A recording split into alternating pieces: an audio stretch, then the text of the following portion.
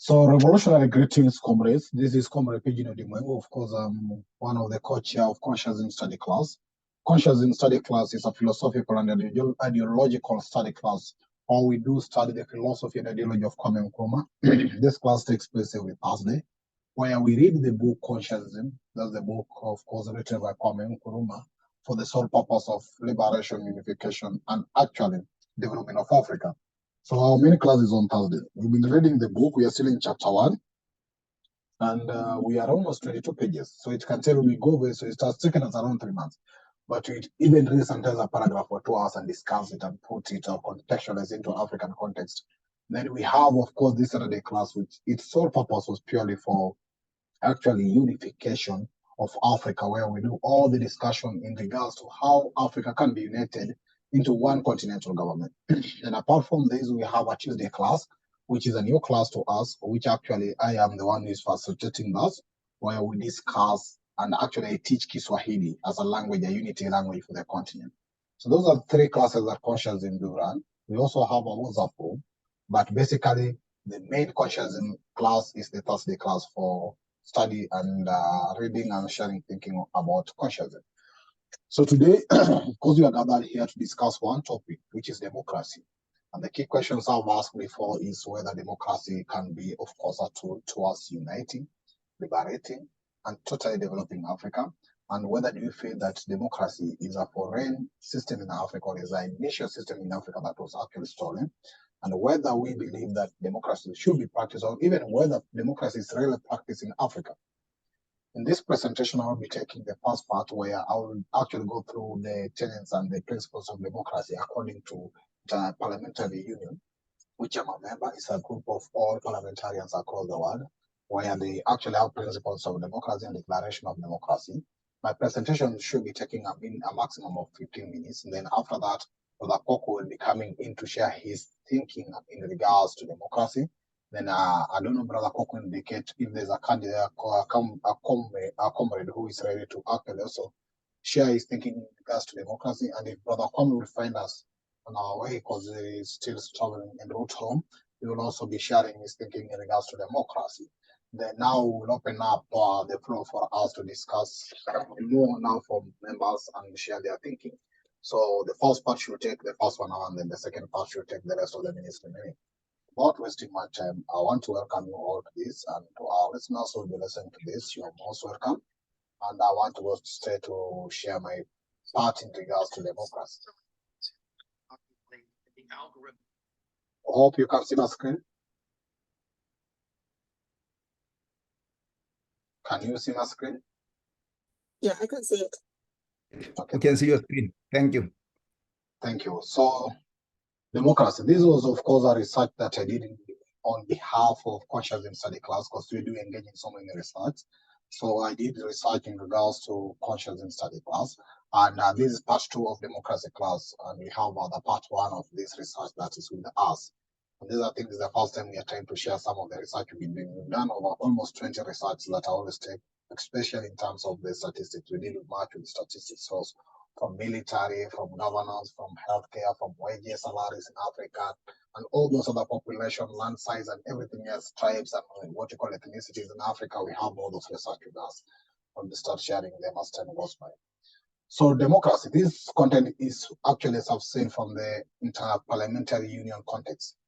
So let me present some few things here that will be, of course, guide us more as even delve deeper into this conversation. So according to Interparliamentary Union, there are criteria for democratic parliaments. You start with the democratic parliaments before you go to democratic election and anything else. So there are 5 core values that are applicable to all parliaments.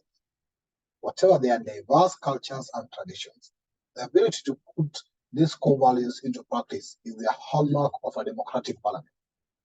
These core values include representative, open and transparent, accessible, accountable, and effective.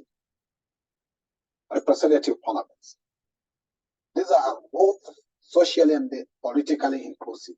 They allow members to carry out their mandate freely, and their hallmarks include free and fair elections, the presence of women and men, open and democratic system within political parties, and guaranteed rights.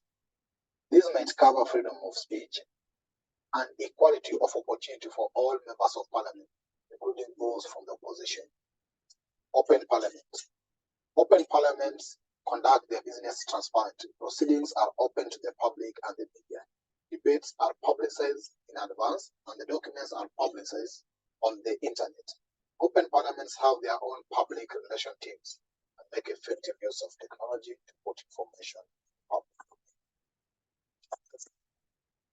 Of the public in their work. They have various means for citizens to reach their MPs and effective ways for the public to be consulted before laws are passed. Other hallmarks of accessibility include people's right to ask for action on particular subjects and make complaints if they have grievances. Interest groups lobby within agreed legal provision that ensure transparency. Accountable parliament. How members who are answerable to the electorate for their performance in office and for the integrity of their conduct. There is genuine possibility of electoral sanctions. As well as standards and enforceable codes of conduct for members of parliament. Members are paid adequately, must register their interest and income, and are limited in their election spendings. Parliament's report on its institutional performance on a regular and transparent manner. Effective parliaments. Have mechanisms and resources to ensure their own independence, such as control of their budgets. They have access to non-partisan professional staff separate from the main civil service. Members are able to access unbiased research and information. At the national level, parliaments are effective at drawing up laws, holding governments to account, and being a national forum for issues of concern. They interact effectively with the regional authorities, cooperating and consulting with them so that policies are driven by local needs. And finally, the local needs. Now, there are universal declarations on democracy, which part 1 state the principles of democracy. Now read some of them. Democracy is universal, as well as which is shared by people throughout the world. For the world community, irrespective of culture, political, social, and economic differences. That's a basic right of citizenship, the exercise under conditions of freedom, equality, transparency, and responsibility with the due respect to the plurality of views and the interest of the society. Democracy is both an idea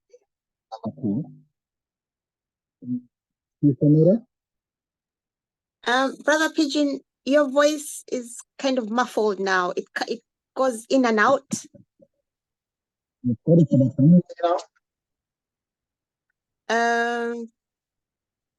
A bit. Yeah.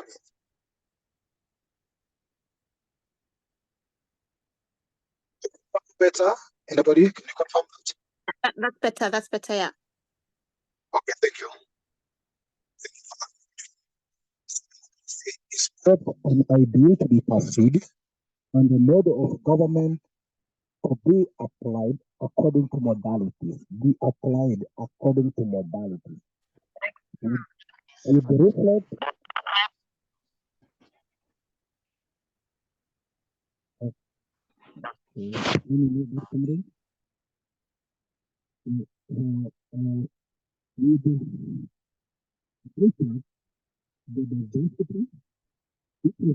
Multitude of experience and cultural practices without derogating from internationally recognized principles, norms, and standards.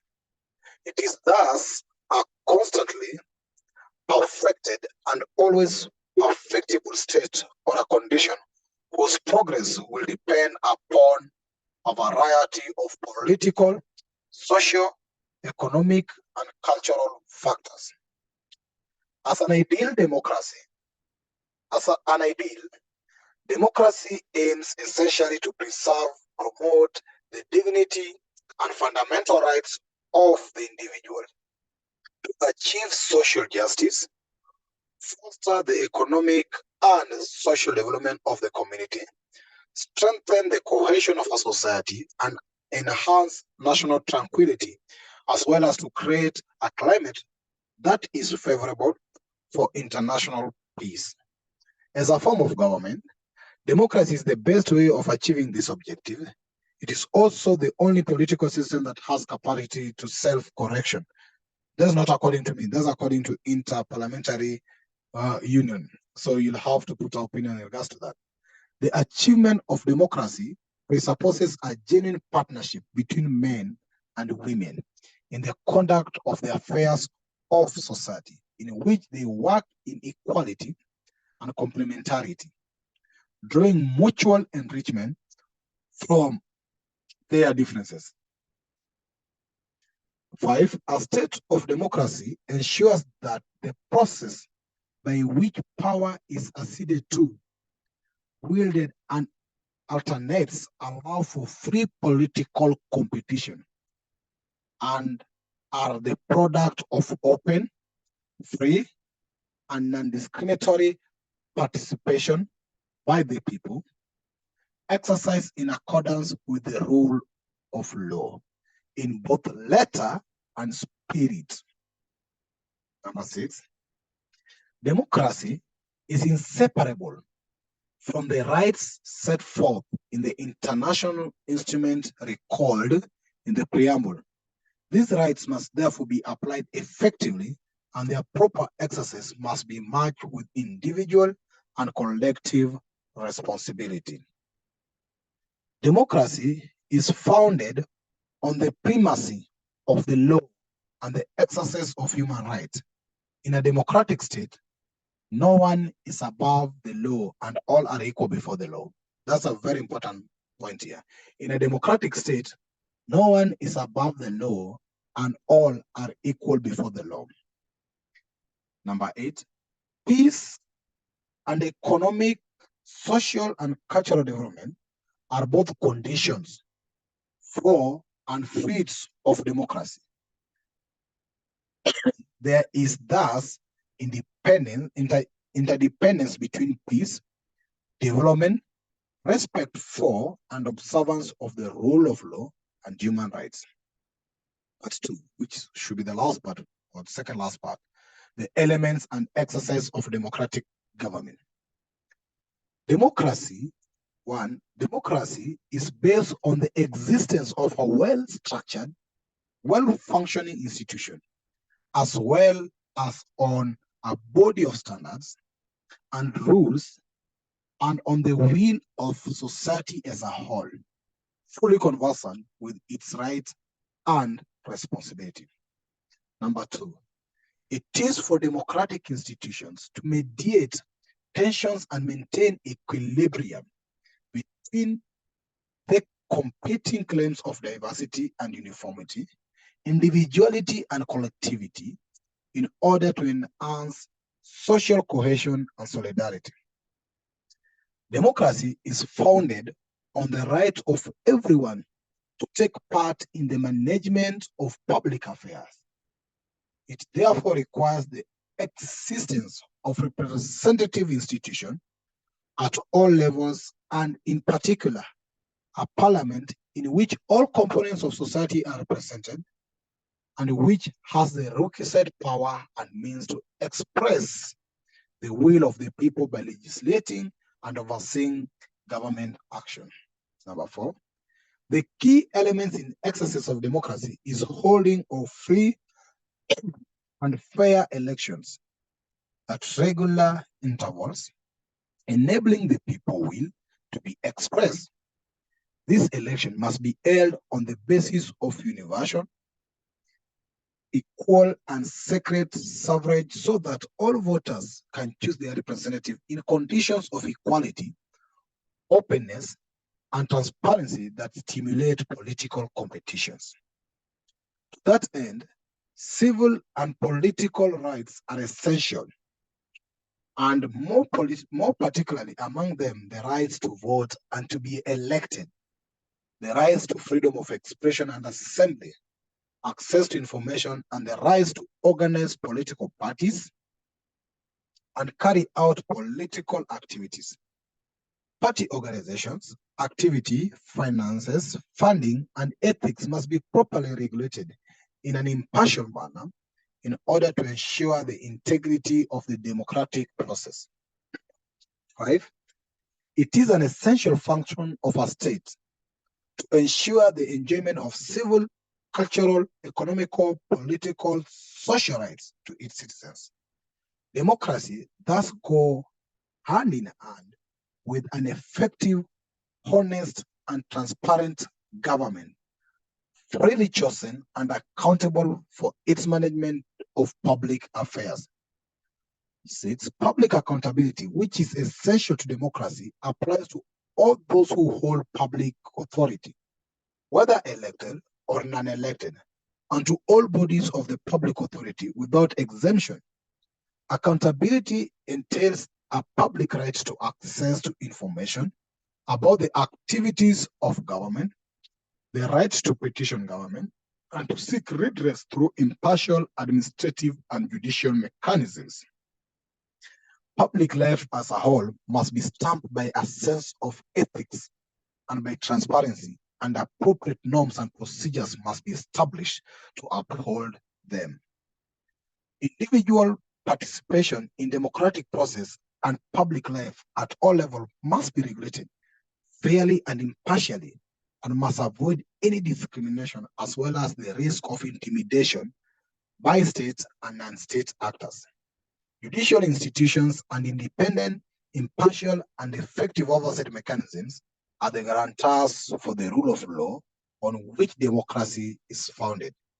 In order for these institutions and mechanisms fully to ensure respect of the law, improve the fairness of the processes, and redress injustices, there must be access by all to administrative and judicial remedies on the basis of equality, as well as respect for the administrative and judicial decisions, both by organs of the state and representative of public authority, and by each member of the society. While the existence of an active civil society is an essential element of democracy, the capacity and willingness of individuals to participate in democratic processes and make governance choices cannot be taken for granted. It is therefore necessary to develop conditions conducive to the genuine exercise of participatory rights, while also eliminating obstacles that prevent, hinder, or inhibit these exercises. It is therefore indispensable to ensure the permanent enhancement of inter alia, equality, transparency, education, and to remove obstacles such as ignorance, intolerance, apathy, the lack of genuine choices and alternative, and the absence of measures designed to redress imbalances or discrimination of social, cultural, religious, and racial nature for the reasons of gender. 11. A sustained state of democracy thus requires a democratic climate and culture constantly nurtured and reinforced by education and other vehicles of culture and information.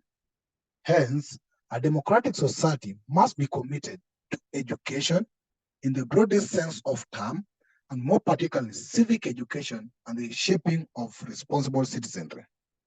Number 12, democratic processes are fostered by a favorable economic environment. Therefore, in its overall effort to develop, society must be committed to satisfy the basic economic needs of the most disadvantaged, thus ensuring their full integration in the democratic process. The state of democracy presupposes freedom of opinion and expression. This right implies freedom to hold opinions without interference and to seek, receive, and impartial information and ideas through any media and regardless of frontiers. The institution and processes of democracy must accommodate the participation of all people in homogeneous as well as heterogeneous societies in order to safeguard diversity, pluralism, and the right to be different in a climate of intolerance. Democratic institutions and pressures and processes must also foster decentralized local and regional government and administration, which is a right and necessity, and which makes it possible to broaden the base of public participation. The international dimensions of democracy. Third part. Democracy must also be recognized as an international principle applicable to international organizations and to states in their international relations. The principle of international democracy does not only mean equal or fair representation of states, it also extends to the economic rights and duties of states. The principle of democracy must apply in the international management of issues and global interests and the common heritage of humankind, in particular the human environment. To preserve international democracy, states must ensure that their conduct conforms to international law, refrain from the use of threats or force or from any conduct that endangers or violates sovereignty and political or territorial integrity of other states, and take steps to resolve their differences by peaceful means. A democracy should support democratic principles in international relations. In that respect, democracies must refrain from undemocratic conduct, express solidarity with the democratic government, and state actors like NGOs, which work for democracy and human rights, and extend solidarity to those who are victims of human rights violation at the hand of an undemocratic regime. In order to strengthen international criminal justice, democracies must reject impunity for international crimes and serious violations of fundamental human rights and support the establishment of international criminal court. This should be the last part of free elections. So this is the declaration of free and fair elections, which has the preamble part, which says, the Interparliamentary Council reaffirming the significance of Universal Declaration of Human Rights and the International Covenant on Civil and Political Rights, which establish the authority to govern, shall be based on the will of the people, as expressed periodically and genuine election, acknowledging and endorsing the fundamental principles relating to periodic, free, and fair elections that have been recognized by state in universal and regional human rights instruments, including the rights of everyone to take part in the government of his or her country, directly or indirectly, through freely chosen representatives, to vote in such elections by secret ballot, to have equal opportunity to become candidate for election, and to put forward his or her political views individually or in association with others, conscious of the fact that each state has their sovereign right in accordance with the will of the people, freely to choose and develop its own political, socio-economic, and cultural system without interfering with the state in strict conformity with the International or United Nations Charter, wishing to promote the establishment of democratic, pluralist system of representative government throughout the world, recognizing that the establishment and strengthening of democratic process and institution is the common responsibility of government, the electorate, and organized political forces, that periodic and genuine elections are necessary and indispensable elements of sustained efforts to protect the rights and interests of the governed, and that, as a matter of practical experience, the right of everyone to take part in government of his or her country is a crucial factor in the effective enjoyment by all human rights and fundamental freedom. Principles of free election. Free and fair elections. In any state, the authority of government can only derive from the will of the people, as expressed in genuine, free, and fair elections held at regular intervals on the basis of universal, equal, and sacred sovereign voting and rights, election rights. Every adult citizen has the right to vote in election on an undiscriminatory basis. Every adult citizen has the right to access to an effective, impartial, and undiscriminatory procedure for the resignation of voters. No eligible citizen shall be denied the right to vote or disqualified from registration as a voter, otherwise than in accordance with objectively verified criteria prescribed by law, and provided that such measures consistent with the state obligation under international law. Every individual who is denied the right to vote or to be registered as a voter shall be entitled to appeal to a jurisdiction competent to review such decisions and to correct errors promptly and effectively. Every voter has the right to equal and effective access to polling stations in order to exercise his or her right to vote. Every voter is entitled to exercise his or her equal his or her right equally with others and to have his or her vote accorded equivalent weight than those of others. And lastly, let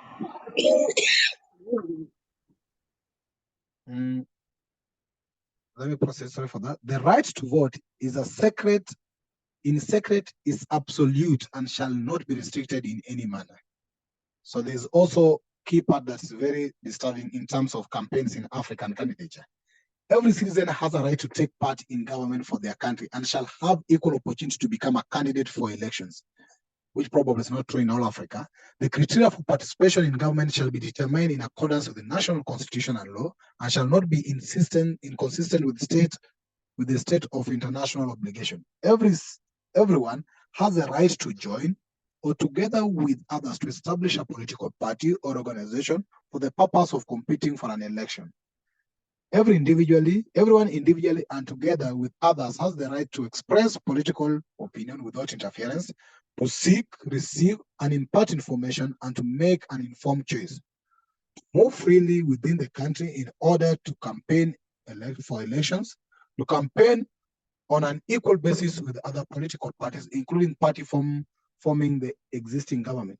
Every candidate for an election and every political party shall have an equal opportunity to access to the media, particularly the mass communications media, in order to put forward their political views. The right of a candidate to security with respect to their lives and property shall be recognized and protected. Every individual and every political party has the right to the protection of the law and to remedy for violation of political and electoral rights. The above rights may only be subject to such restriction of an exemptional nature which are in accordance with the laws and reasonably necessary in a democratic society in the interest of national security or public order, the protection of public health or morals, or the protection of the rights and freedoms of others as provided they are consistent with the state obligation under the international law. Permissible restrictions on candidature, the creation of activity of political party and campaign rights shall not be applied as a violation to the principle of non-discrimination on the grounds of race, color, sex, language, religion, political or other opinion, national or social origin, property, birth, or other status. Every individual or political parties whose candidates' party campaign rights are denied or restricted shall be entitled to appeal or jurisdiction competent to review such decision. Candidature, party, and campaign rights carry responsibility to the community. In particular, no candidate or political party shall engage in violence.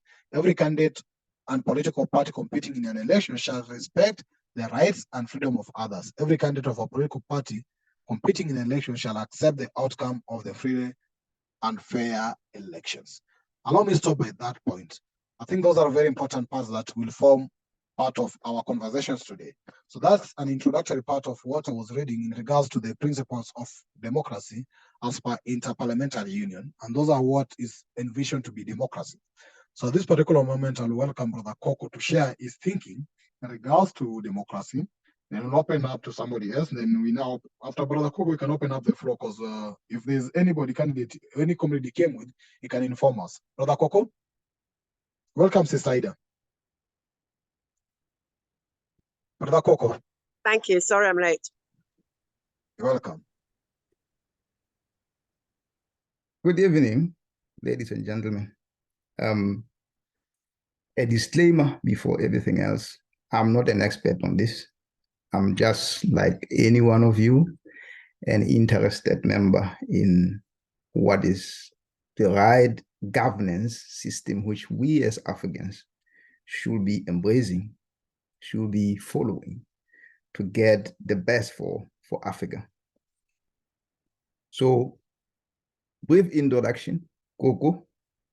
I am in food of thought governance stream. So as you can see, I have a great interest in democracy and anything that's governance around the world, in Africa, ancient and current. I'm also a member of New Pan-African Agenda, but again, I'm also in Consciousism study group. And as Comrade Pigbin has explained, we meet Thursdays, 7 p.m. GMT, or about 9 p.m. South African time, where we discuss Dr. Nkuma's Constitution philosophy. So thank you for presenting that, my brother. And you have done an extensive research on this, which I appreciate. And my point is going to be simple. I'm not going to present any slides or any document, as we are still in an embryonic stage as a food of thought governance stream. But work is going, in which we are trying to discover ourselves, discover the African governance which we want for Africa. So I'm just going to tell you what I think about the democracy which we have. And the discussion on democracy started a long time ago, not just today or last week. We did have a bit of a discussion on that, but we never concluded it as New Pan-African Agenda. But last week, we had this discussion with Brother Kwame, and Brother Kwame was saying the Africans essentially fought for democracy from the colonizers. And my point is simple.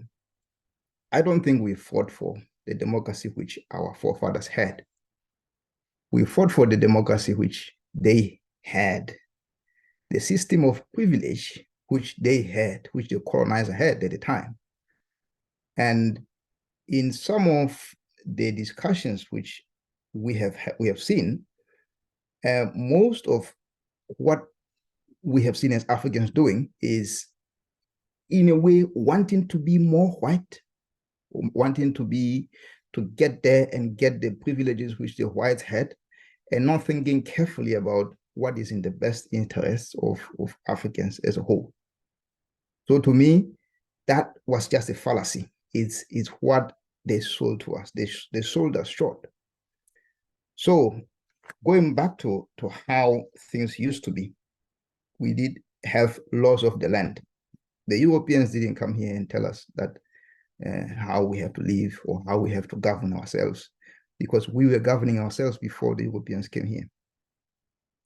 And taking an example of where I come from in Lesotho, we did have a direct system of democracy then, a direct system of democracy. What we have here is indirect.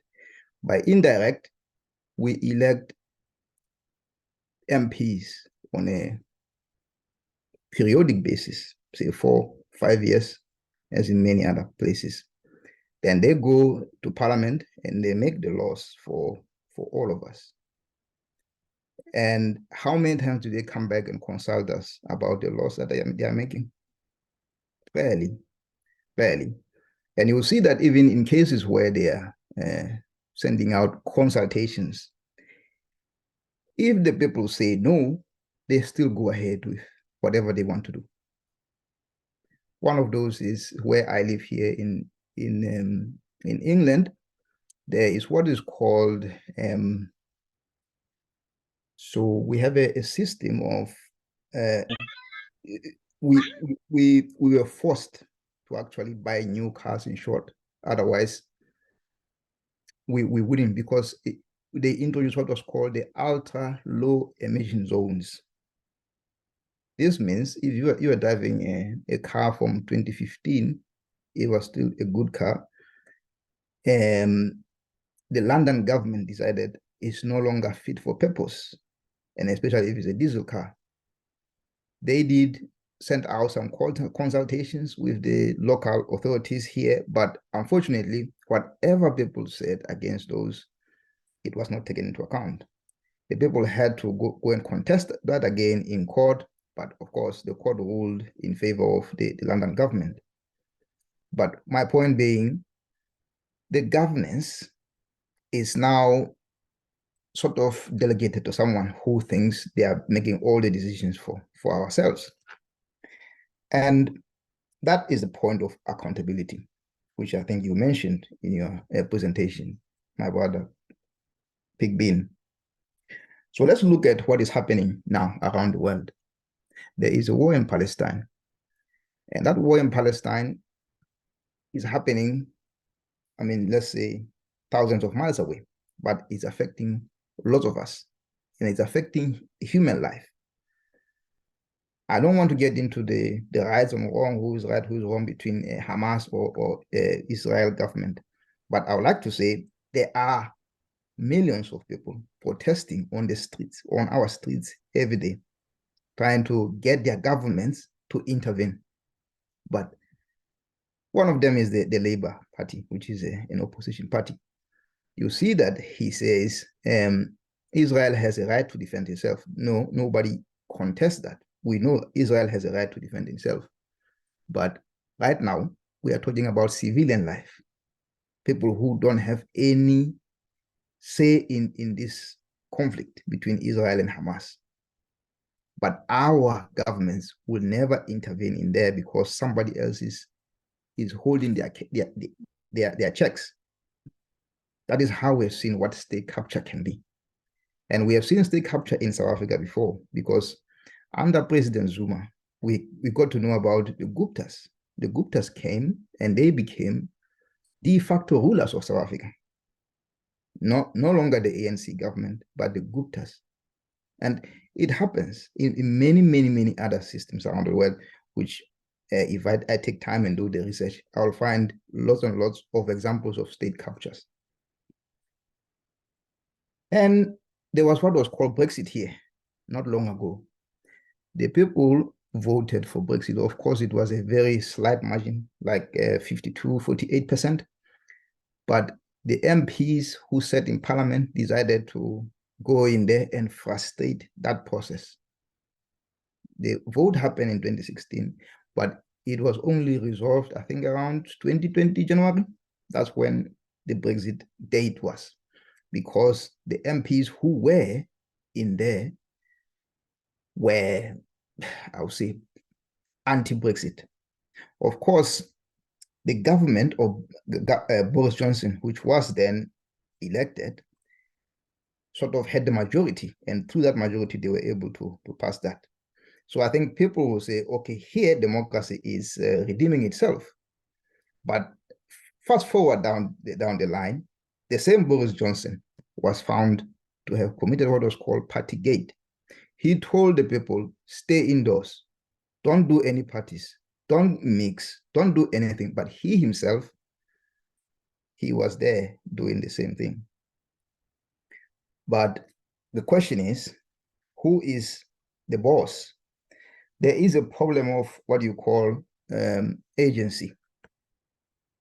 We as the people, we are supposed to be the agents. We're supposed to be the principals in that process, relationship. And the politicians have to be responsible to us. They have to listen to us and take our views and implement whatever it is we want. But we have had people like Museveni who said, I am not a servant. I'm not a servant of people. And nobody can even say anything against Museveni on that, because Museveni has the whole state machinery behind him. He has the army, he has the police, he has the judges, in short. And he can say, I am not a servant.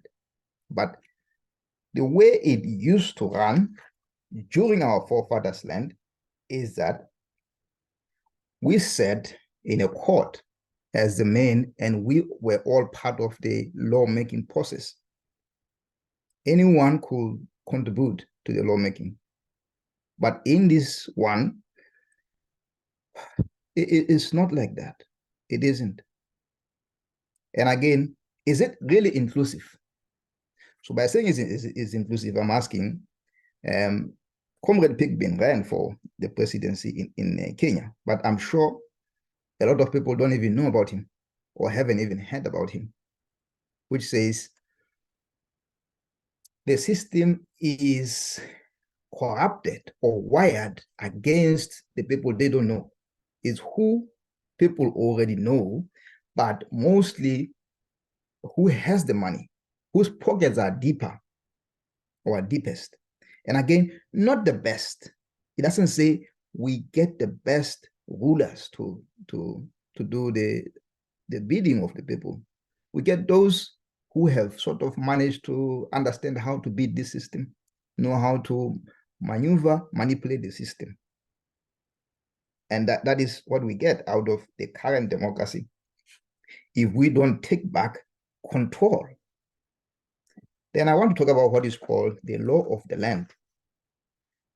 With the law of the land, what we understand about the law of the land, my understanding about the law of the land is that it has to apply to my country. And if it's my country's land, it has to have been made by me, I have to be part of and parcel of that process. But what happens is we inherited whatever was done in Westminster. We inherited whatever was done by the Dutch or by the Romans. There is a Roman law, there's a Dutch law, there is whatever is happening in Westminster. We just got that, and those are what we are using to govern us, more than the customary law which we as Africans said and created and were part of. So, as I said, democracy can only work if we have 7 leaders. And I struggle to find anyone I can call a 7 leader. And as I said again, democracy is held hostage by lobby groups, powerful lobby groups, whose interests are usually prioritized over those of the citizens, because the main contract, which is the principal agency contract, has been corrupted. Now we worship the leaders, we worship the politicians. That's not how it should be. The politicians should be worshiping the people, but they only do it when they know their votes are at stake. They only come there and contest and make as if they have the people's interests at heart, but we know that's not true. Then how did we get where we are today? I will quote Dr. Chancellor Williams' book, which I always quote a lot. Yes. Just a reminder, you have around 4 minutes. 4 minutes, thank you. That's enough. I'm already winding up. So Dr. Chancellor's book, Dr. Chancellor Williams' book, The Destruction of Black Civilization, he says he was in a class in Oxford where he overheard the professor saying, the Africans have a crazy system of democracy. And why did he say that? He said that because before the Europeans came, Africans had a common system, common law, which ran throughout all the Africans. Regardless of where you were, the Africans had that law which protected the human rights. And I would say, I compare that with what we call Ubuntu, where I come from. We put the people first. And I think in Egypt, they used to call that Ma'at. Ma'at is there, it guarantees the rights of all the citizens. But what they then went on to do was to destroy that and then install their own corrupted or warped system with the help of the missionaries mostly, because they knew they could not impose that through the chiefs, because the chiefs were only the custodians of the people's rights and well-beings, including access to property and land. So they couldn't do that. The people themselves, I mean, the people themselves rose up against the kings or chiefs and toppled them if they did not do what they expected them to do. And to me, that was democracy at work. But right now, you can't do that without being told you are interfering with the proper system. Where am I? I mean, what are my rights? Because now there are stuff, if I can even say, I have to watch my words. I have to watch my words now. I cannot be part of the system properly. That is where my problem is. It's not inclusive. Not everybody can run, and not everybody can put their words forward to make sure they're heard. Thank you. Just to say, Hegel Moash, which I had expected to come and present another bit, I haven't seen him online. I struggle to get him. Or Willard from Zimbabwe, I haven't seen him. So we are probably just the three of us. As I can see, Brother Kwame has joined us now. So handing over to you, back to you, Brother Pigbin. Thank you, Brother Coco, for that. Now, I would like you to answer some of your question. One, so do you believe that democracy was originally in Africa? Or was it an African practice? So Africans knew about democracy before. The Africans knew about the rule of the people, by the people, as I said. And in my presentation, I said we had a direct one where I could stand up and say to Kim Moshweshwe, this is not happening as it should be. I think we should be going this way. So what that did, it needed a king who could listen carefully, took his time to listen to everyone saying their bit, and then made the right choices. That is how we ran our the direct system or form of democracy. I think the direct form of democracy is now run only in Switzerland. Everyone else is indirect system of democracy. Thank you very much for that. I see two hands are up, but yes? Pardon? I said thank you for that. I see two hands are up. Can you hear me? Thank you, sir. Can you hear me? I can hear you. Or are you talking to someone else? Okay, I'm saying thank you for that presentation. I see two hands are up, but we will have to finish the first part of presentations before we take questions. Because once Brother Kwame is done with this presentation, we just go directly now to general interactions. So we have three presenters. So I'll request Sister Ida and Brother Ipsy to kindly hold on a bit so that Brother Kwame can finish his presentation or his part on democracy. Then you have a general conversation for the rest of the hours. The rest of minutes we'll be having. So please permit me to do that. So Brother Kwame, you're welcome. And we're glad to have you around. So kindly proceed. Thank you. Can you hear me okay? Yes, I can. Okay. So it is not or was not my intention to do a formal presentation on democracy because I haven't read policy. I did not read politics. Firstly, anything I'll have to say about democracy would be from the point of view of my experience as a Democrat, living under two democracies, that in Ghana, one here in the UK. So any comment I'll make will come in terms of my lived experience. In terms of history, I'm not a historian, but as a conscientist, someone who has read conscientism and noted the allusions. So how much time do I have?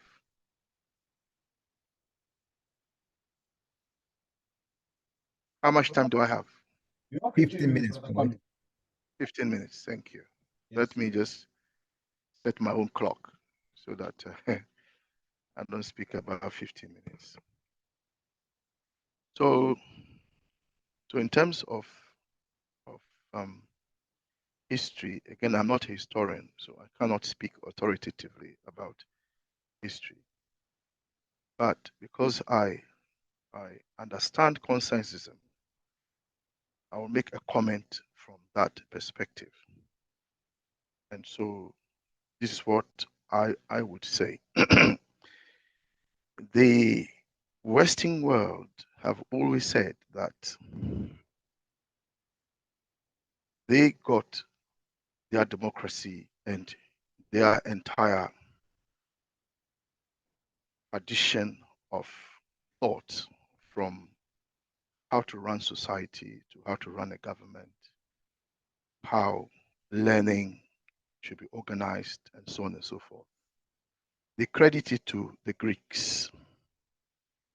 The Greeks themselves, however, say that everything they know, they learned it from the Africans. So this is a historical fact. And when it comes to democracy, as Brother Buku has mentioned, we had direct democracy. It turns out that is the same type of direct democracy that the Greeks had. But the Greeks make it clear that historically they were uncivilized. They did not wear clothes. They did not know how to cook food.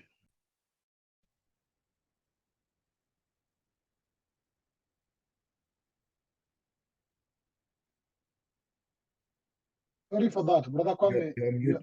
You're muted. Sorry for that. You're muted. How long have I Brother been Kwame. muted? We last How long heard have I been muted? we last heard what you talk about. They were naked. They didn't wear clothes. Right.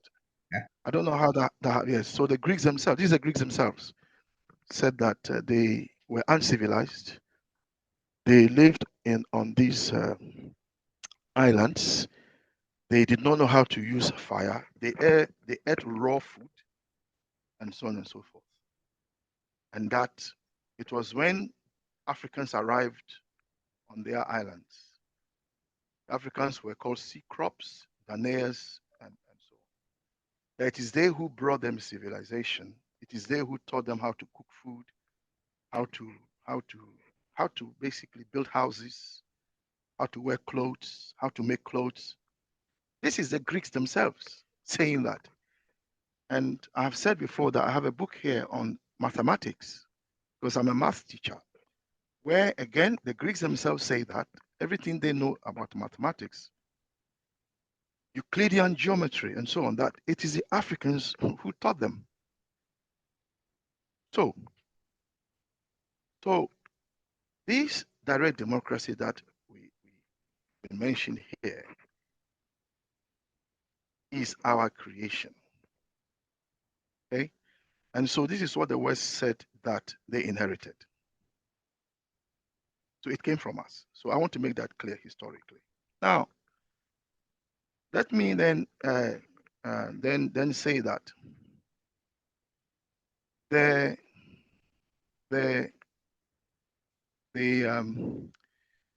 putting humans first or human values is not unique to Africa. Sometimes we talk as if this Ubuntu thing is unique, is only in Africa that we had human values, and that others did not have human values. All of us are human beings. There is only one human race. An entire human race come out of the black woman. The black woman is the mother of all alive, whether they are yellow, red, green, blue, whatever the color. Right? And it is from Africa that Homo sapiens emigrated out of and populated other parts of the world. Right? So there's only one human race, and the experience of humanity is not in terms of putting human value, it's not unique to us as Africans. And sometimes when we talk as if it's unique to us, right? The main thing that drew the line between ancient society and modern society is the creation of civil society. And civil society was created because of the industrial, the agricultural revolution. It is the agricultural revolution that changed the nature of society fundamentally. And that led to the creation of civil society. The difference being that men and women, wherever they were in the world, did not have to roam jungles and bushes and forests looking for food. They could stay in one place and grow food. And that meant that we domesticated animals and so on and so forth. And the woman was at the heart of it because she was the one that was planting the crops and so on. And the man would leave and go and hunt and so on. But the woman became the center of civilization. This is not unique to Africa. It is something that the human race experience. See? So I just want to make that clear, because sometimes when we are talking, we tend to idealize Africa as if some of the experiences were unique to only us. Now, it is true that the Europeans came and they colonized us because we went there and colonized them first. We know about the Moors. Who do you think are the Moors? The Moors were Africans, African Muslims, if you like, cross over to Europe and colonize Europeans. So they learned colonization from us, just as they learned to read and write from us. That's what they learned from us. And the maps and so on that we created. Brother Foucault has told us in this class that the maps that they used to come back to and steal from us, where did they get those maps from? They got them from the Moors who left them in the universities and in the institutions and the churches there. You understand? So that is where those documents came from. They came from ourselves. Right? The British who were civilized. Who civilized the British? It was a Roman emperor. And who was this Roman emperor? He's called Africanus. His statue has been made into a white person. But sorry, how much time have I got? Let me check the time. I've got about five minutes left. So let's put things into perspective. Now, fast forward to the fight for independence. You understand? What were we fighting for? We were fighting because to be independent and run an independent government was better than the best form of colonial government. You understand? It's Afrikaners that went and set up the city of London. No, the history is all there. You understand? The Spanish, who are the Spanish? The Spanish fundamentally were the Moors. And those people who were rounded up and sent to Haiti, the Africans, where did they come from? They came from descendants of the very people who went to Europe and colonized them. So let's not sometimes pretend as if Europeans are the only people who did the colonization. Right? Now, fast forward to the fight for independence. The point is that we never gave them the right. We never gave them the permission to run Africa.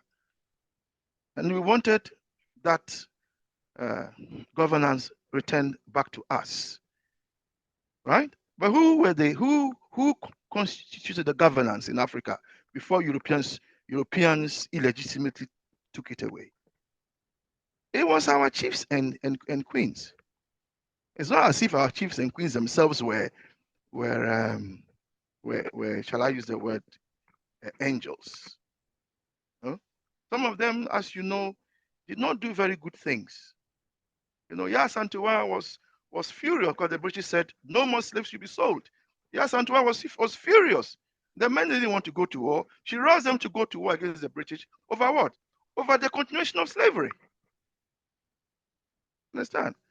So when we're fighting for independence, right? What we were saying is that the rulership should be returned to us. But who was it returned to? It wasn't returned to the chiefs who held power before colonization. They were returned to educated Africans. And this is the point. We keep saying that democracy is not working for it. Democracy is this, democracy is that. I have said here before, we've had to fight for it. It wasn't as if the British decided to give us democracy. They didn't. One man, one vote, we had to fight for it. Sometimes we talk as if it was given to us. Nobody gave us independence. Nobody gave us one man, one vote. We had to fight for it. In Kenya, the Mau Mau had to rise because their lands had been stolen. And why were their lands stolen? Their lands were stolen because some of the lands were fallow. They were not being used because of the agricultural revolution. So the British came and then they just took the lands that people were not on as if it did not belong to anybody. Right? But the surplus land on which we did not grow food and so on, it wasn't because it didn't belong to anybody. And it is because of the agricultural revolution, there was no need to use so much land anymore. So the land was there, but we only used what we needed. But it didn't mean anybody had a right to come and take it. So we wanted our land back. We wanted our governance back. but it was never returned to the chiefs. And it was returned to the educated Africans. And we know from our constancies in class that some of them were liberals, some of them were conservatives, and some of them are radicals. It's only the radical ones that are saying that the welfare of the people is a supreme law. Conservatives are not interested. The liberals are between. They are here, sometimes they are there. So, to summarize, because my time is almost up, we have to do better. The institution is not perfect. It was not perfect when we had it in Greece or in ancient Africa, yeah. And it is not true that traditional democracy doesn't happen today.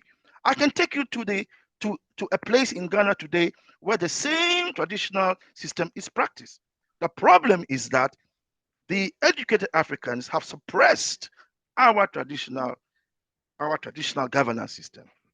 Thank you. Thank you, Brother Kwame, for that. Unfortunately, you came late after I did my presentation on democracy.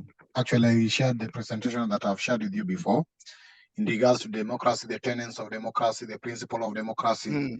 And from my presentation, I can say clearly that it's very limited. The very few countries or either few states in Africa that actually practice the real democracy in latter.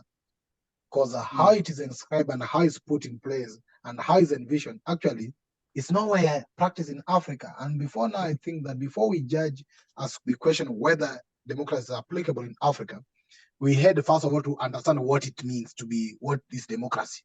And it's very clear that it has failed to be implemented in Africa, as you've said, by some few people who have decided actually to make it not work, not because it cannot work, but because it might work against them. And that's very clear to majority of us. So Sister Haida raised her hand up first before Brother Ipsy. Sister Haida, now the time is open for all of us to give our counter, of course, share our thinking as a whole as we build up to the next few 45 or 44 minutes. And each person will be having at least 2 minutes to present your thinking because you have so many people who might be sharing this. Sister Ida, if you still have an opinion to share or thinking to share, kindly go. No, I don't have an opinion to share, but I really would have liked to find out what the Guptas were doing now in South Africa. Did they manage to get rid of them? Because I remember the story a bit about it, but then it's gone quiet. So I just wanted to know what they were up to. If Brother Coco could tell us. Thank you. Okay, thank you. Brother Coco will come to answer that after Brother Ipsy maybe contribute to what he wanted to contribute to. Brother Ipsy, then Brother Coco will come back to that. Welcome, Brother Ipsy. I think this is your first time joining us in this class. We appreciate your presence. And I see so many people have joined us. I think it's courtesy of Brother Coco. So welcome all of you. Brother Ipsy? It's Queen. Oh, That's Queen. Yeah. Sorry, Comrade Ipsy, Queen Ipsy. Apologies for that, sister.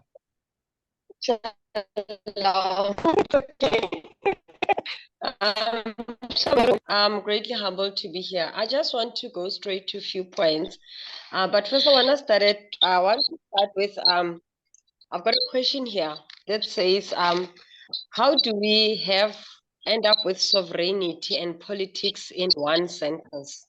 You know, how practical and how realistic that is. And then I wanted to comment on what was just said earlier on by my fellow brother, the EFF one in South Africa. And I just want to register my serious concern on EFF. I'm just greatly disappointed at EFF currently of lately, because it seems like it's not focused. I used to be a fan. I used to appreciate what Malema, our brother Julius Malema has been doing. But currently in South Africa has been designed as a model of distraction for Africa and division for Africans. Now, currently they came up with some scandal that the Ethiopian food has killed some children, blah, blah, blah. And I saw some EFF members going into some shops, but they are not going into those white people's shops, hey? Then they go in, they check the expiry date. But my concern was one: when are we going to focus on things that affect us directly? Because to be quite honest, you cannot be obsessed with expiry date when you're not concerned of the content When you look into the food, I mean, that I ask so many of South Africans, why are you dying of such deadly diseases, the cancer, whatever you name them? You who are not buying from this Ethiopian, you who buy from the Woolworths, from the Pick and Pays and everything, you are dying of deadly disease. When are you going to address that? And I was traveling on a taxi the following day. To my surprise, there's a sticker usually sticked in the taxi. It says 0 kg, 0 standing passengers, and 15 seated. Do you know that our driver was given a ticket for our luggages? Then do you understand the deeper meaning of this? It means that these people, they know that they have established themselves and they have put in place their online services. Now, this law is being effective. When is EFF going to address those things? The oppression we South Africans are suffering, instead of going around and be excited of where they are sent. But anyway, that is just something that I was raising. Now, I was humbled by what King Koko said. I would love to fully agree with a lot of things that he said. You know, in his opening statement, he said that what is the democracy that we are fighting for? And I would love to recall or quote Ben Amin. He wrote a book, Abba Ben Amin, he wrote a book, God, the Black Man and Truth. And there's a particular chapter that humbles me. In the book, it says the power to define. That is where our problem is as Africans or as Black people. I use the word African skeptically so because I don't find it to be our identity. Basically, apparently the name belongs to some white man, Africano, but that's another topic for another day. He said that the problem of the Black people is that, yes, they wanted the freedom, but they failed to define the freedom they were fighting for. And this is where our problem today is. And this is how the 1994 Nelson Mandela enslaved the South Africans far more was than what was before, because the white man brought his offer and we accepted it. So I think Black people, we need to identify what we need. Political system, how can we be embracing the political system when we are not in control of? This political system was not designed by us for us. It was a system that was designed by certain people to favor them. Now, how do we still continue to embrace it? No matter what we want to say, it will never ever serve our interest. It keeps us playing time tactic, buying, wasting time while they are busy advancing their plans on us. By the time we wake up, we are done fighting each other. That is one thing that this system has fed us. We are good at fighting one another. It's feeding us bitterness.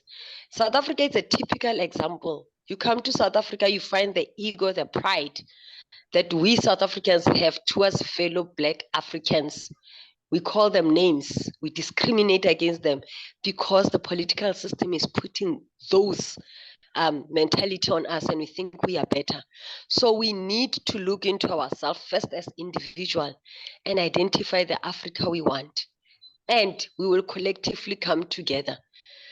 I embrace Ubuntu Botho because I believe that Ubuntu is the spirit that will liberate us. We need our unity and humanity. I am because you are. When I look into you, whatever I deserve, you equally deserve it, whether you have access to or you don't. And unfortunately, the political system is not feeding that. I'm going to make another example again regarding the South African situation. I was listening to the President Ramaphosa. He's giving people 350 rands, and he was saying to the some people he was addressing in Potchefstroom, he said, you are better, you are getting 350. You cannot even survive a day with 350. He's not even earning 350 per hour.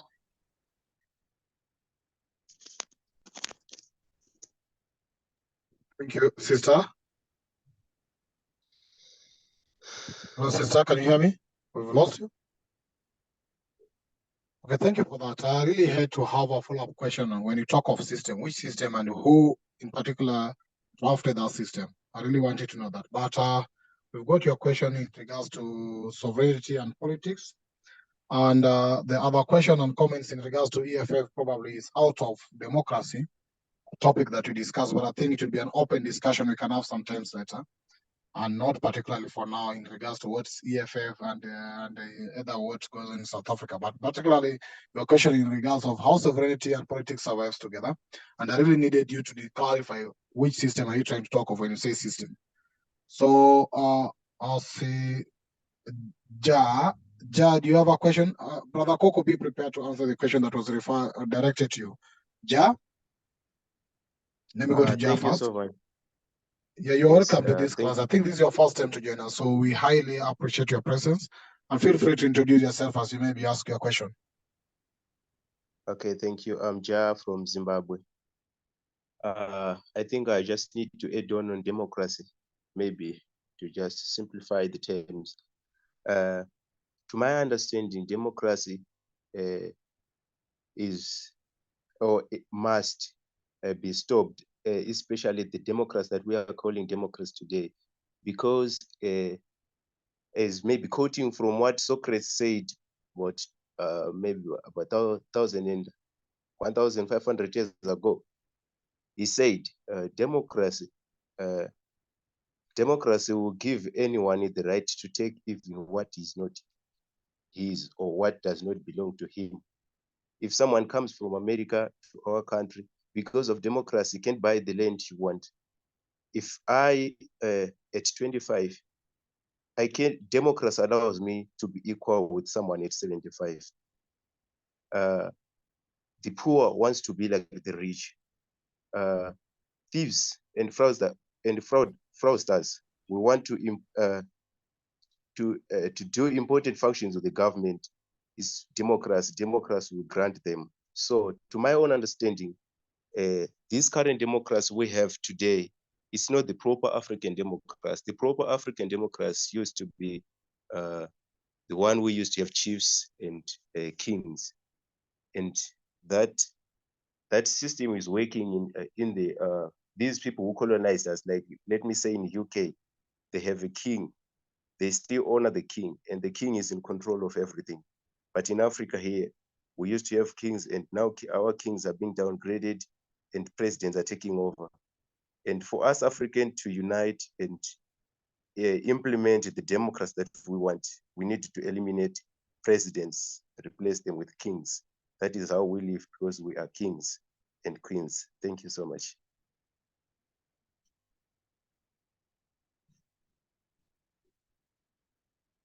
Thank you for that. Brother Coco, can you maybe answer the question that was directed to you?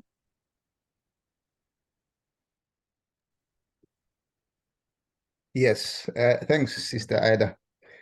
The Guptas, through Zuma, managed to exert enormous political influence in the South African government across all levels. And they were winning lots of business contracts through that. And they were also involved in misappropriation of funds. So when the South African government wanted to arrest them, in fact, Zuma had to step down because of the corruption which was related to these Guptas. So it led to the downfall of his government. That's why after Zuma, we had Ramaphosa. And Zuma has been in and out of prison for several reasons related to that. But they fled to Dubai and UAE, and I think they were arrested sometime in 2022. I don't know if they were extradited to South Africa.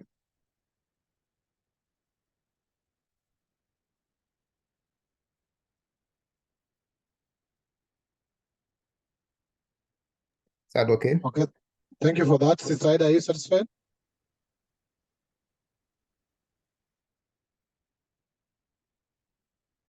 Sorry, did you call me?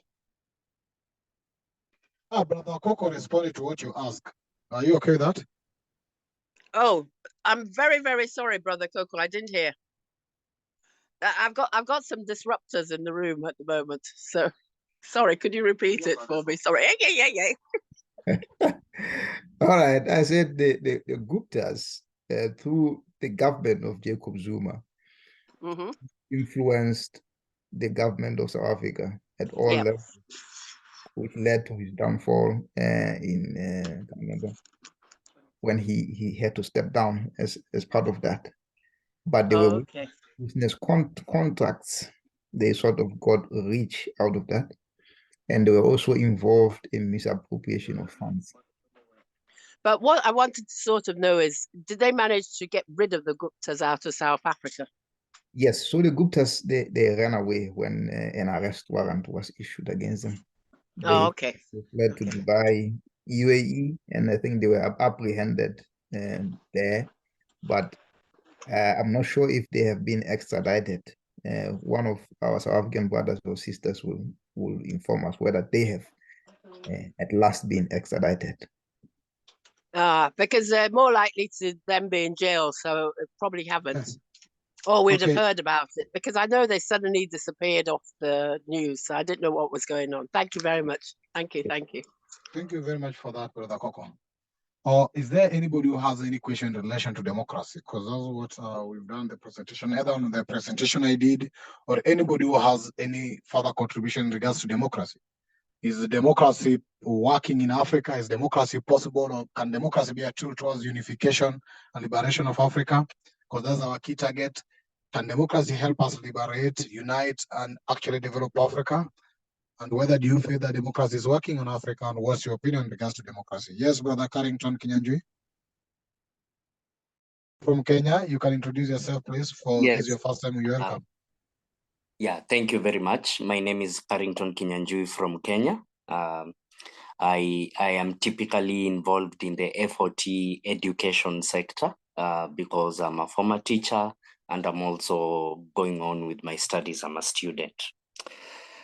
I would like to say that it's clear from your presentations, from the very excellent presentations from all our panelists, that democracy first is African. So democracy is not an imported concept. It is very, very African. Second, it is clear to me that also from my inferences that democracy is necessary for the present and future of Africa. And the question is, how do we implement democracy, essentially? The reason I say this is that the nation states we have, even if we choose to dissolve them into a single African state, as we should, will consist, even the nation states themselves as they are, consist of multiple tribes and multiple cultures with multiple languages and multiple beliefs. So if we decide that we want chiefs and kings, chief of which tribe, king of which tribe, queen of which tribe, and that is an immediate war in the continent. So it is clear to me, because of our multiple points of view and the existence of people like me who come from two different tribes in Kenya, that we must find a blended system that can allow us maximum freedoms, but also maximum responsibilities to each other, as has been pointed out by our queen in Ubuntu Butu.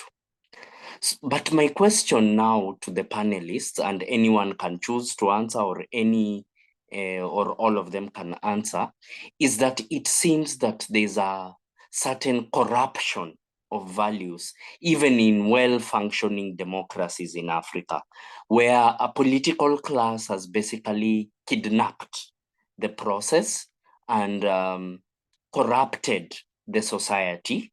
And the society basically has corrupted itself because these leaders come from us. How do we recenter our value systems from appealing to the ego, stealing entire public purses just to build a 70-bedroom mansion, for example, in Kenya? How do we recenter our value systems so that our democratic systems can work for us? Because as the first presenter pointed out very clearly, democracy ultimately depends on the society, the value systems of the society. So in the case of poor value systems, democracy will be a corrupting force. So what do we do with our value systems? Thank you very much.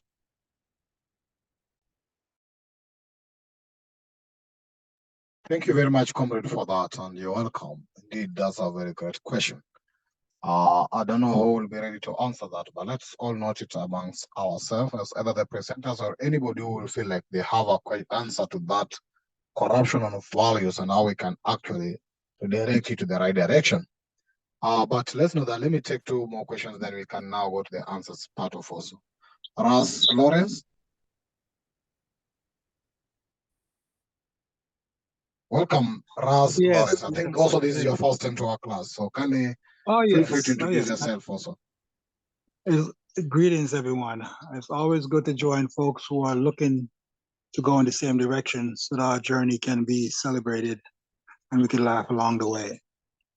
The issue of democracy, the issue of what is to be done is the question on what do we want to do. I think until we make those basic stuff that we are walking together, we are walking down the same road and we're going to walk with integrity, it's going to be a very difficult path. We're going to spend a lot of time just talking for the sake of talking with hope and aspiration, and we have to wait for the next generation to be born with hopes that someone within that generation is inspiring enough to demand that we work together as a collective. I am Rasta as a tool to create a result. I'm a Rastafarian who has part of the downtrodden, who has been taken from Africa, now working towards reinserting himself into Africa, and now also coming to terms that Africa is a state of mind. Africa is wherever we have been scattered, our DNA has been scattered around the world, which is a blessing. It removes tribes and tribalism from my conversation. It removes only basic things that is given to us is that we fight for freedom, for justice, for peace. That those basic issue is clear and concise. That if we take those as a collective issue, we will win and move quicker to our destiny. We will win no matter what, but we will be able to win decisively much quicker instead of waiting for a few generations. So for me, the colonizer destroyed tribalism. Some of us are still holding on to it. Some of us do it because we get benefits. But he has broken all of those boundaries. He has shattered that reality. The last king of Ethiopia, His Imperial Majesty, who have inspired me. He gave up the monarchy. He armed the revolution of all, and of a lot of these countries that have since liberated themselves from colonization. Not only in word, in deed, and in land, and in protection, but he has done so without even, right now, even being seen by the folks in Africa as the source of their liberation. So democracy, I don't think that we need to worry about such thing, because in the battlefield, once one is aware that they're at war and there's a battle going on, you just handle the business of battle. So to try to find out about democracy is only so far to see if it can be used. If I could throw it as a weapon, if I could use it to organize and centralize the people, that would be the only consideration that I would lend to it.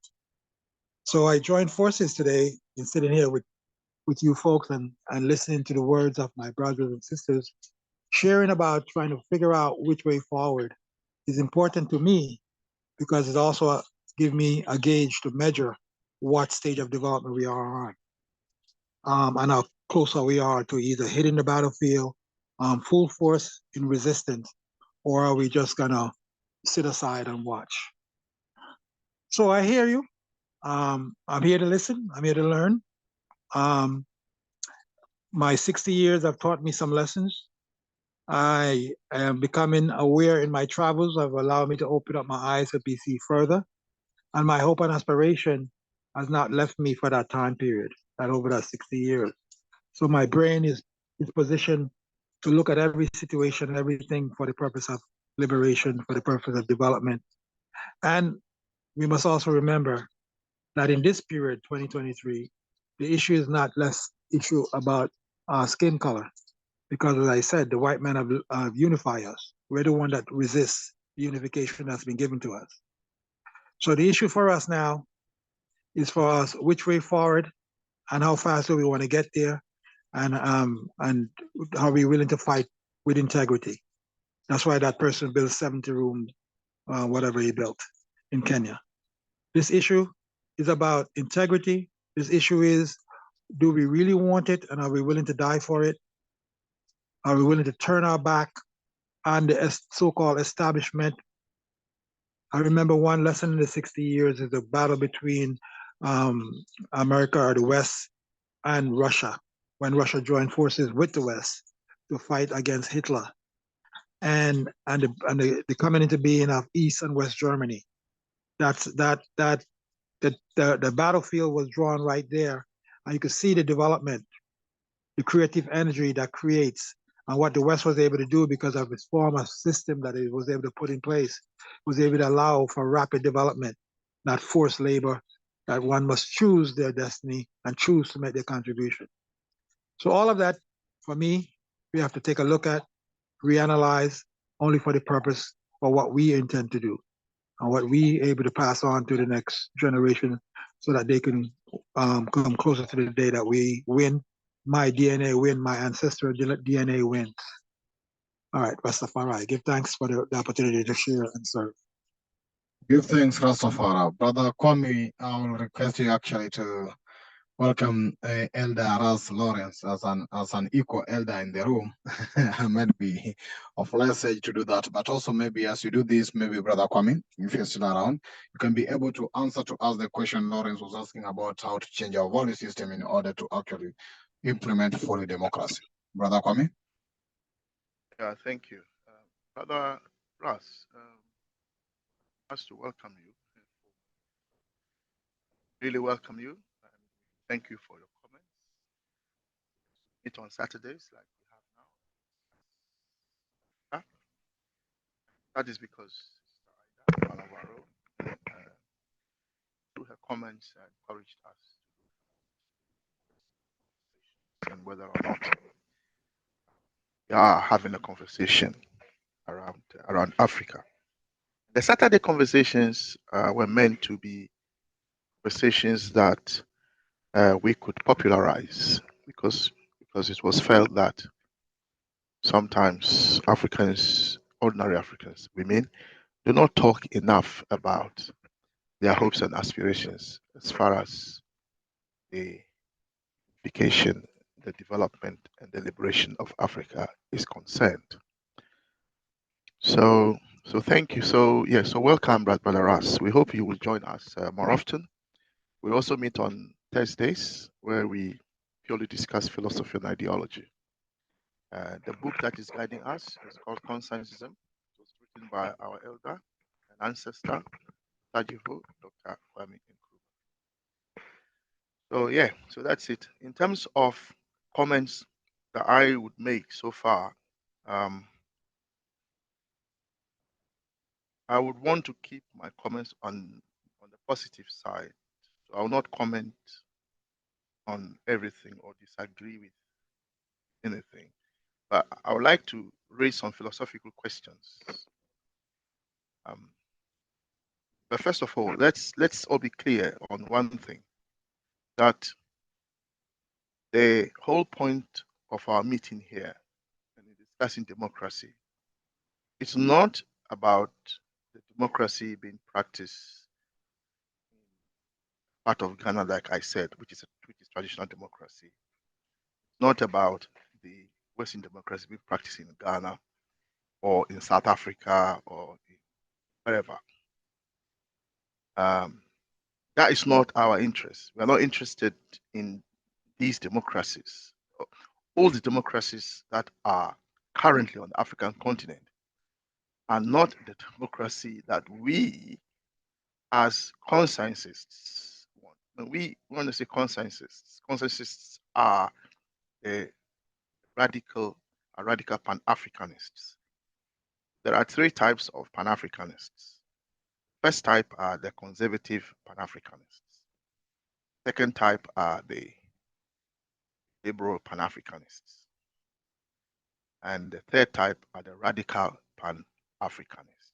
The conservative Pan-Africanists are not really interested in democracy. They just want the resources of Africa to be used for them as individuals, families. The liberal Africans, if you look at the continent today, are somehow in the supremacy because this Western type of democracy, one man, one vote, and the way it's working, is really favoring the liberals. And that is why the liberal Democrats really are, if you like, across the continent, pervasive and powerful. The radical Pan-Africanists, as you know, suffered heavily when the government of Osagyefo Dr. Kwame Nkrumah was overthrown in Ghana. And that rolled back radical Pan-Africanism as we understand it. So the Pan-Africanists that we are interested in, as radical Pan-Africanists, is the radical kind, and that is the kind that says that we need continental democracy. And when we say the continental democracy, we are not just referring to a political system. We are referring to the economic system. The economic system must be the system that looks after Africans, because the welfare of the people is the supreme law. Okay. So it is a welfare of Africans, not a minority of Africans, not a privileged few, but the majority of Africans. It is their welfare that must be at the heart of the new democratic system. And that is why the presentations that we've had, I didn't hear Brother Pidgin's presentation, but he has raised this before, because we had a similar discussion some time ago. And Brother Pidgin made it clear that if you define democracy in terms of the principles, what is happening in Africa is nowhere near it. What's we practice is not what the principle says in terms of the practice. So blaming democracy, saying it's not working, it is not democracy that is not working. It is East's bastard. Sorry, let me mute whoever is. It is the bastardization of democracy. That is what we are blaming. So what we radical Pan-Africanists need to do is to bring back, is to champion real democracy, right? Not for the new colonies. Let not the Kenyans, for instance, think of Kenya only. Let not the South Africans think of South Africa only. Let not the Ghanaians think, let's bring democracy together. No, we Pan-Africanists, the radical Pan-Africanists, what we need to do is to champion continental democracy, at the heart of which is the welfare of our people. And that means, as Brother Ras has said, we need to use it as a tool to organize our people. Our people are not being organized, right? Organization, that means everything, as Nkrumah said. But organization is hard work, right? It's very hard work, right? It is difficult. It is hard. It requires resources. It requires, by resources, I mean like time. It requires money. It requires transport. It requires, you can't organize a nation by sitting in one part of the nation. It means you must constantly travel around the nation or the country and speak to people. If you are in, say, Ghana, it means you must visit all the traditional rulers. And there are many, but they are very influential. You have to go to all of them, have audience with them, speak to them. It's hard work. Unfortunately, sometimes Africans don't want to work. We don't want to do the hard work. What is normally called the heavy lifting. But the heavy lifting is essential, because we are in a battle, as Brother Rasa said. And that battle, in a battle, sometimes it requires heavy lifting. In a battle, when you're in a war, sometimes you get to a river, can't cross the river. So what happens? You call on the engineers regiment, and they will come and they will build a bridge over that river. While the bridge is being built, everybody waits, or whoever needs to wait, wait. I'm not an army man, but I'm just talking from what I know. The engineers regiment will build a bridge, and then once the bridge is built, the platoon or the ground forces then move across the bridge. Only those who are in the air can go, but anyone who is on the ground has to wait for that bridge to be completed. Right? So if you take the bridge as the democracy we need, we want to get somewhere, and we are being prevented by the bastardization of democracy. And we need to bridge this democratic bridge, which means that we have to organize the nation. That means we'll have to wait and sort this out before we move. Then that is what we have to do. I will end by saying that before that, let me raise an issue. So Brother Carrington has, not Brother Carrington, Brother Jar from Zimbabwe has made a very good point that presidents should be eliminated. We must bring back the monarchs. That's all well and good. But then how do you address the monarchs now who are not being democratic? There are monarchs now, like in Swaziland, who have autocratic powers. They are kings, like in Swaziland, but they are suppressing the people. So if you go and tell the Africans to return kings, then we need to deal with Swaziland and democratize Swaziland, make Swaziland into a shining democracy for other Africans to say that we can have traditional leaders who can uphold democracy. But in Swaziland, they don't uphold democracy. You go to Morocco, Morocco also has a king. The king there is very rich. All the people are not that rich. So we have monarchs on the continent who are in power, and they are not the best example. They are not different from the presidents.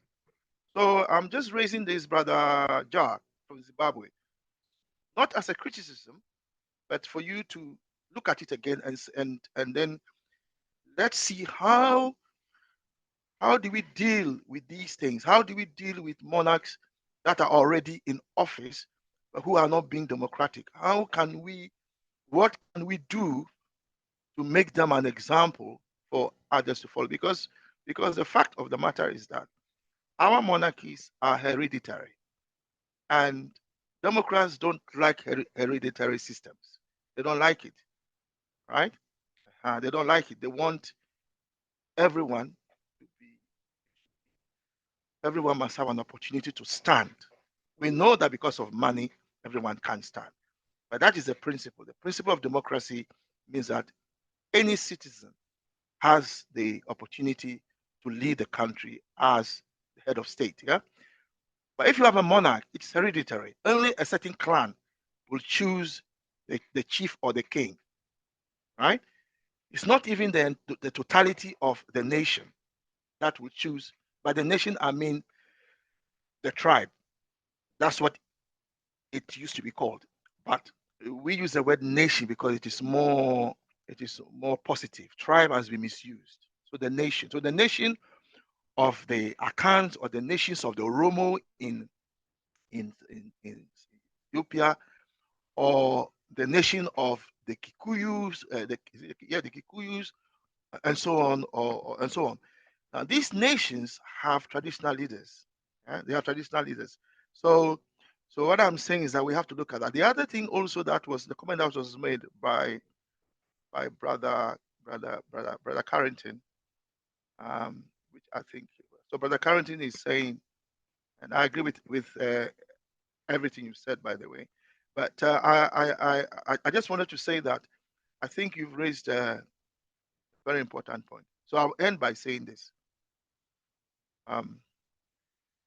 What we must take away from this meeting, and it may need us meeting again and again and again to discuss again and again. But what we need to take away from this meeting is this. This is what I would say. We need constitutionalists.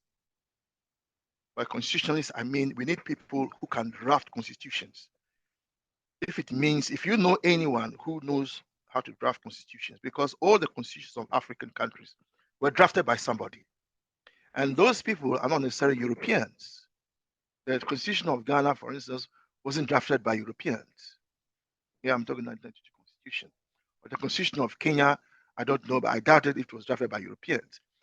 Some of these constitutions were drafted by Africans themselves who meant well. So we need to look for constitutionalists. We need to contact the law departments or the politics departments of our universities and get a group of constitutionalists together to draft a continental democratic constitution. Otherwise, all we do is just talk. We need to, those are the first, we need to get a constitution written so that we say that when we have a democratic, a continental democracy, this is what it would look like. And that democracy will define who is what, will define executive powers, it will define legislative powers, it will define the role of our traditional authorities, it will define the role of the leader of government business and so on. Constitution has to be written so that people can see what we mean as radical Pan-Africanists. When we say we want continental democracy, this is what we mean. We are offering a constitution and saying that if we unite, this is the constitution that we will use. So that is something that we need to do. And the second point I wanted to make has escaped me, so I'll stop there for now. Thank you. Thank you, Brother Kwame. I think even that point is very important as we even prepare for our forthcoming, of course, I think early December virtual conference where we'll be discussing also continental constitution. I think that's very important. Sorry. Yes, brother, it has come to me. So let me say it now.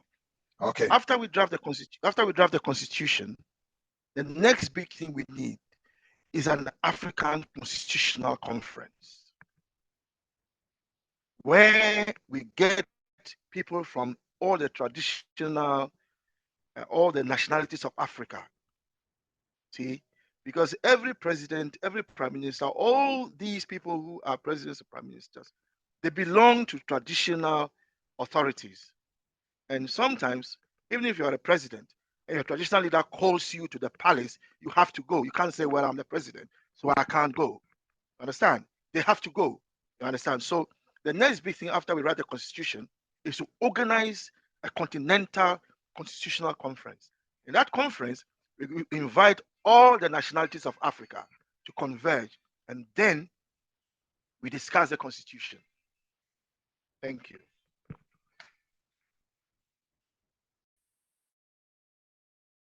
Thank you for that, Brother Kwame. I'll give Brother Coco some 1 minute, probably 1.5, to share something before we bring the meeting to an end. We always end at exactly, in Kenya is 12 midnight, which is the next day, Sunday. But to you, I think it will be around 10 GMT. Yes, Brother Coco? Yeah, Brother Kwame took the whole time. So which means I'm only left with 3 minutes or 2 minutes. That's not democracy at all. I'm very sorry. Yeah, let's get it right in future. So to answer your question, my brother Carrington, and Carrington has a very beautiful blog where he talked about the identity that he sees in himself.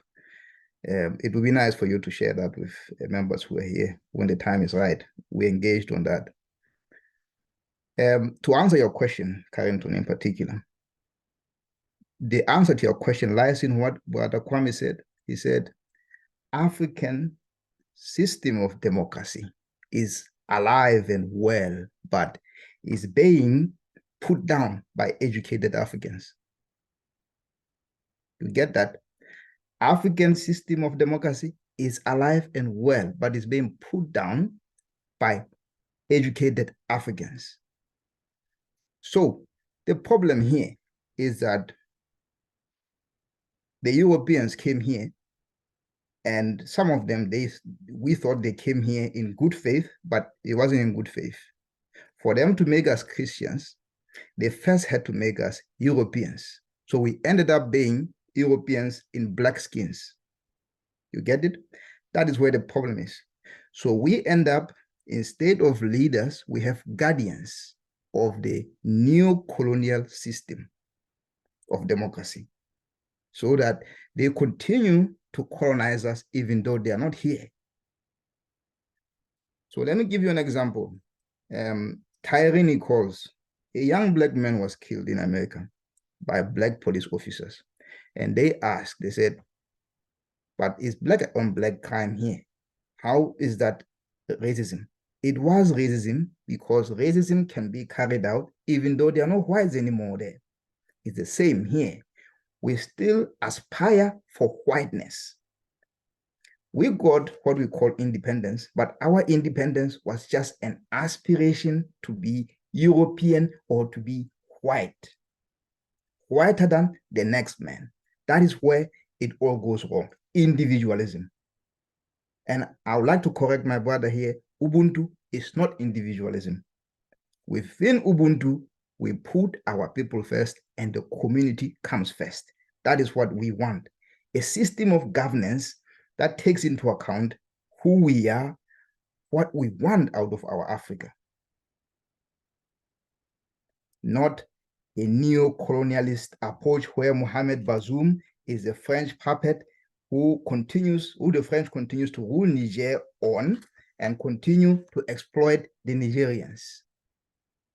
In a democracy, how we're going to stop that without Chani or the soldiers intervening? That is the problem.